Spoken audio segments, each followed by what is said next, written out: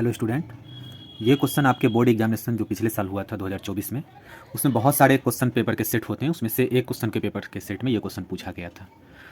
तो जो math standard वाले हैं उसमें ये क्वेश्चन दिया गया था। तो हम इसको इसमें पहले क्वेश्चन को समझते हैं, देन हम इसका देखेंगे इसका सॉल्यूशन कैसे निकालना है। बोल रहा है find the value of c for which the quadratic equation c+1 whole into x square minus 6 whole into c+1 into x plus 3 into c+9 equals to 0 है दिया हुआ आपका क्वाड्रेटिक इक्वेशन।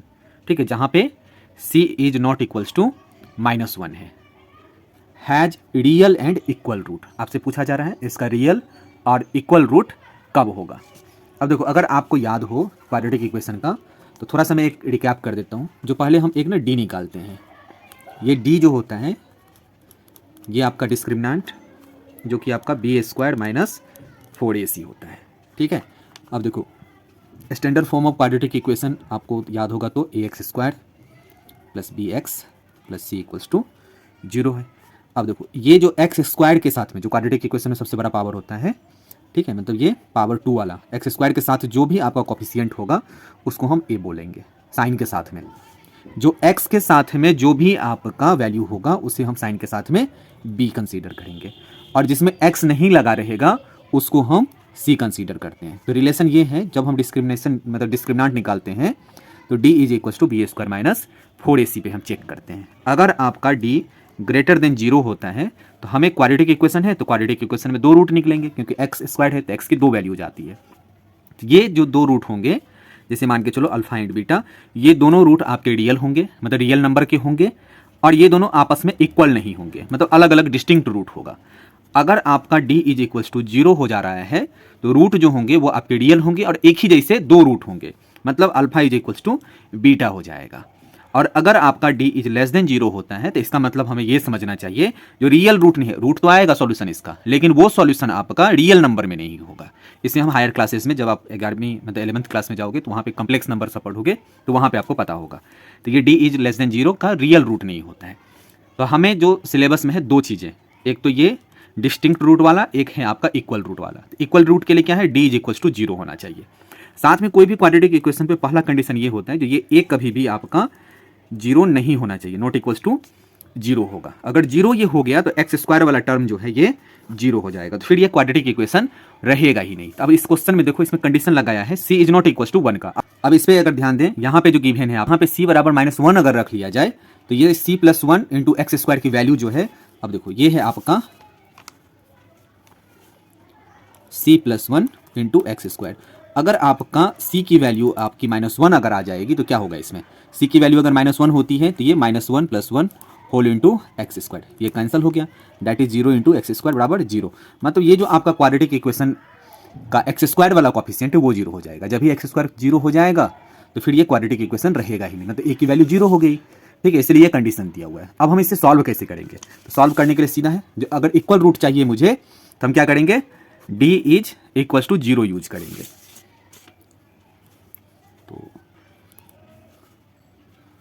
तो सॉल्यूशन में देखिए आप, ठीक है, वी नो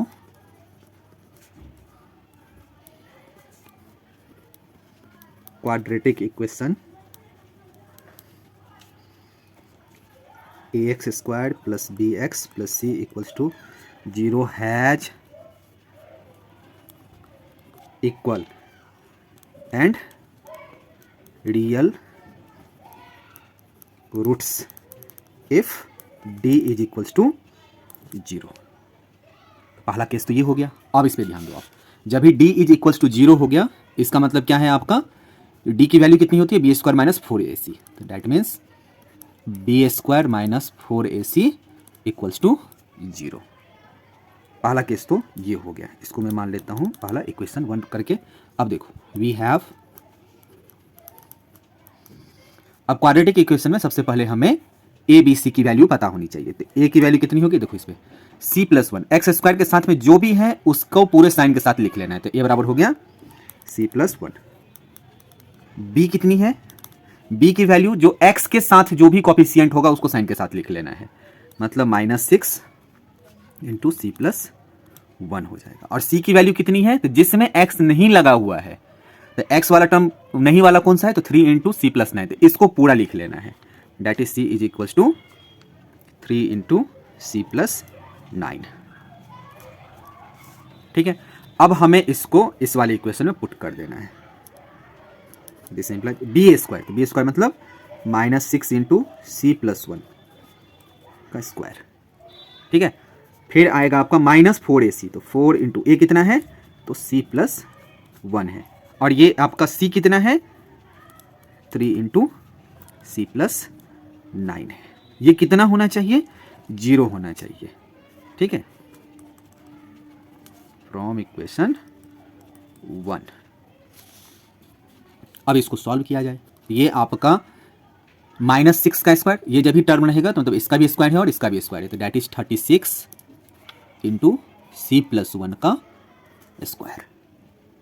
अब इसको कैसे लिखेंगे, ये देखो 4 कांस्टेंट वाले को कांस्टेंट के, तो 4 को 3 से किया तो माइनस का 12 into C plus 1 into C plus 9 equals to 0। यहाँ से कितना हो जाएगा, अब देखो ये इस पर ध्यान दो आप, जो a प्लस बी का होल स्क्वायर होता है, A square plus 2ab plus B square, और एक यहाँ पे है c प्लस 1 इंटू सी प्लस 9, तो ये क्या होता है, अब देखो x plus A into x plus B, 8th class में आप लोगों ने पढ़ा होगा, तो ये होता है x square plus into a plus B का whole into x plus a b, इस दोनों फॉर्मूले का यूज करके। ठीक है,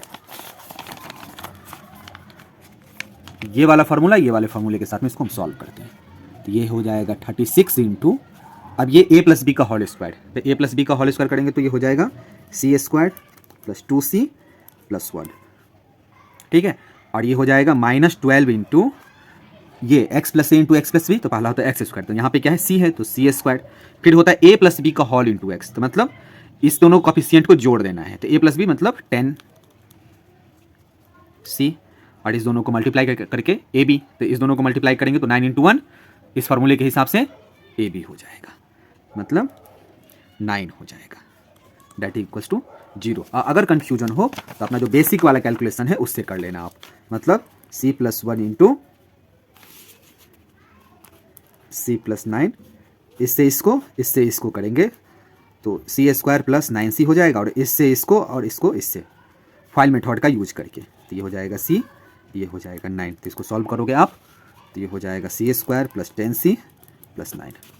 ठीक है, पर्पस ये होना चाहिए किसी भी कीमत पे सवाल नहीं छूटना चाहिए, ये समझ में आया। अब देखो आप, अब यहाँ से हो जाएगा 36 सी स्क्वायर प्लस 72, इसको इससे मल्टीपल कर रहे हैं c प्लस 30 का 6, अब ये हो जाएगा -12, माइनस के साथ में साइन के साथ में इसको ब्रैकेट को खोल रहे हैं, तो -12 C square minus 120 C minus 108 equals to 0 हो गया। अब देखो यहाँ पे भी एक्स स्क्वायर है और यहाँ पे भी एक्स स्क्वायर है, तो 36 में से 12 गया तो हो गया आपका 24 सी स्क्वायर। अब देखो ये है 72c, ये है -120c, मतलब 120 में से 72 गया तो कितना हो जाएगा आपका माइनस का 48c, क्योंकि बड़ा साइन जो है यहाँ पे माइनस का है, और 36 में से -108 जाएगा, मतलब 108 में से 36 गया 108 में से, तो ये हो जाएगा 72, यहाँ पे बड़े का साइन है यहाँ पे माइनस का, तो माइनस का 72 इक्वल्स टू 0। अब इसको अब देखो ये भी 24 का मल्टीपल है, ये भी 24 का मल्टीपल है, और ये भी 24 का, तो 24 सारे में से कैंसल आउट करते हैं, तो ये C square minus 2c minus 3 equals to 0। अब इसको हम फैक्टराइज कर लेंगे, जब भी फैक्टराइज करेंगे तब देखो मुझे प्रोडक्ट करके 3 चाहिए और सम और सब्सट्रैक्ट करके माइनस का 2 चाहिए, तो इसका जो है फैक्टर आपको 2 मिलेंगे, एक तो हो गया आपका माइनस का 3 और प्लस का 1, तो ये हो जाएगा C square minus 3c plus C minus 3 equals to 0। अब ये देखो इसमें से c कॉमन तो c इंटू सी माइनस 3, इसमें से 1 कॉमन तो plus 1 into C minus 3 equals to 0। This implies ये कितना हो जाएगा आपका, तो ये c माइनस 3 को कॉमन ले लेंगे, यहाँ से हो जाएगा c प्लस 1 इक्वल्स टू 0। तो this implies c is equals to 3 and minus का 1, लेकिन आपको कंडीशन क्या दिया हुआ है, कंडीशन दिया हुआ है सी इज इक्वल्स टू -1 नहीं होना चाहिए। तो इसका मतलब यार सी इज नॉट इक्वल्स टू -1। क्यों -1 अगर रखेंगे तो यहाँ जो क्वाड्रेटिक इक्वेशन है ये एक्स स्क्वायर की टर्म ही आपका 0 हो जाएगा, तो ये क्वाड्रेटिक इक्वेशन रहेगा ही नहीं। ठीक है, hence c is equals to 3 हो गया। ठीक है, अगर आपका मन होगा, ये तो सही है, अब इतना ही यहाँ पे स्टॉप है। थोड़ा सा आपको मैं एक चीज़ और दिखाऊं, अगर मैं सी इज इक्वल्स टू 3 लेकर के चलूँ, ठीक है, मैं अगर आपको कभी डाउट हो जो मेरा आंसर सही है या सही नहीं है, तो अब जस्ट क्या करना, जो ये जो वैल्यू आया है ना सी इज इक्वल्स टू 3, इसको इस क्वाड्रेटिक इक्वेशन में पुट करके देखना। तो ये है आपका 3 + 1 का whole into x square -6 into 3 + 1 into x plus 3 into 3 + 9 equals to 0। ये आपका क्वाड्रेटिक इक्वेशन जो बन जाएगा यहाँ से, ये हो जाएगा 4x² माइनस, ये इसको जब भी सॉल्व करोगे तो 3 + 4 तो 24x, ये हो जाएगा आपका 36 इज इक्वल्स टू 0। अब डी निकाल के देखो इसका, तो डी जो जब इसको सॉल्व करोगे तो ये हो जाएगा ba² minus 4ac that is -24 का स्क्वायर माइनस 4 इंटू 36, ये हो जाएगा -24, तो 24 होता है 576, ये हो जाएगा आपका 4 से 4 करेंगे 6, देखिए 36 को 4 से करेंगे तो 144, और 144 को फिर 4 से करेंगे तो 576, ये कट करके आपका 0 हो गया। मतलब आपका आंसर सही है, मतलब यहाँ पे सी इज इक्वल्स टू 3 होगा। ठीक है, ये अगर आपको यूजफुल लगा है तो इसको ज़्यादा से ज़्यादा स्टूडेंट्स के बीच में शेयर करें ताकि दूसरे स्टूडेंट को भी बेनिफिशियल हो जाए। मैं इस पे प्रीवियस ईयर से रिलेटेड जो भी इंपॉर्टेंट क्वेश्चन होगा उसको मैं लाता रहूँगा। ठीक है, तो थैंक यू।